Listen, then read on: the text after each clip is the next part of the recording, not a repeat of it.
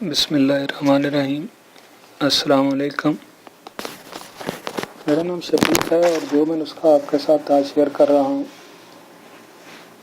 یہ سرعت انزال یعنی ٹائمنگ کو بڑھانے کے لیے بہت مفید ہے۔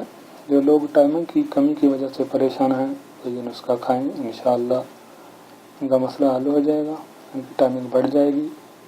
یہ نسخہ مادہ منیہ کو گاڑھا کرتا ہے، رکاوٹ پیدا کرتا ہے جس سے ٹائمنگ بڑھ جاتی ہے۔ اس نسخہ کو استعمال کرنے سے پہلے آپ کو کچھ چیزوں کا دھیان رکھنا ہوگا۔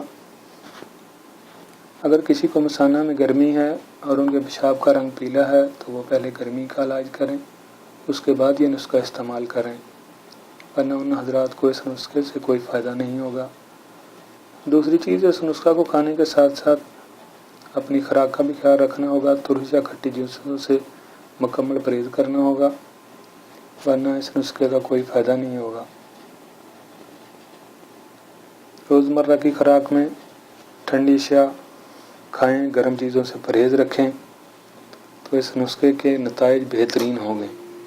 مثلاً ٹنڈا، کدو، کالا چنا، یہ چیزیں مفید ہوتی ہیں۔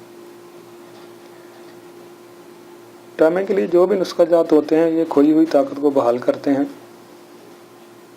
جو لوگ گھنٹہ یا آدھ گھنٹہ ٹائمنگ کا دعویٰ کرتے ہیں وہ سب جھوٹ ہے، کیونکہ زیادہ ٹائمنگ زیادہ سے زیادہ ایک مہینہ رہے گی، پھر اپنی قدرتی ٹائمنگ واپس آ جائے گی۔ یہ نسخہ بھی آپ کی قدرتی ٹائمنگ کو بحال کرے گا۔ بڑے بڑے دعوے میں نہیں کرتا، لیکن انشاءاللہ بہت فائدہ ہوگا۔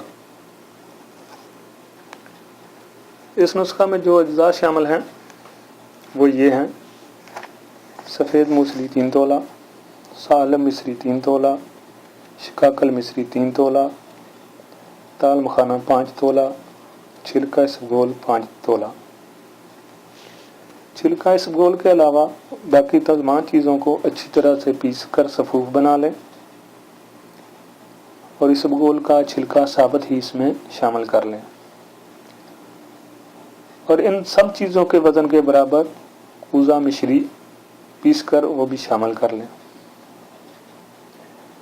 خوراک اس کی اس طرح سے ہے کہ 1 چمچہ تقریباً 10 گرام یا 1 تولہ صبح نہار منہ نیم گرم دودھ کے ساتھ، گرمیاں ہوں تو ٹھنڈے دودھ کے ساتھ بھی کھا سکتے ہیں، سردیاں ہوں تو نیم گرم دودھ کے ساتھ کھائیں، اور نہار منہ کھانا ہے ناشتے سے پہلے۔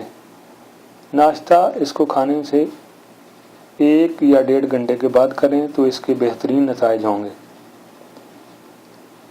انشاءاللہ آپ اس کو کھائیں، آپ کو بہت فائدہ ہوگا۔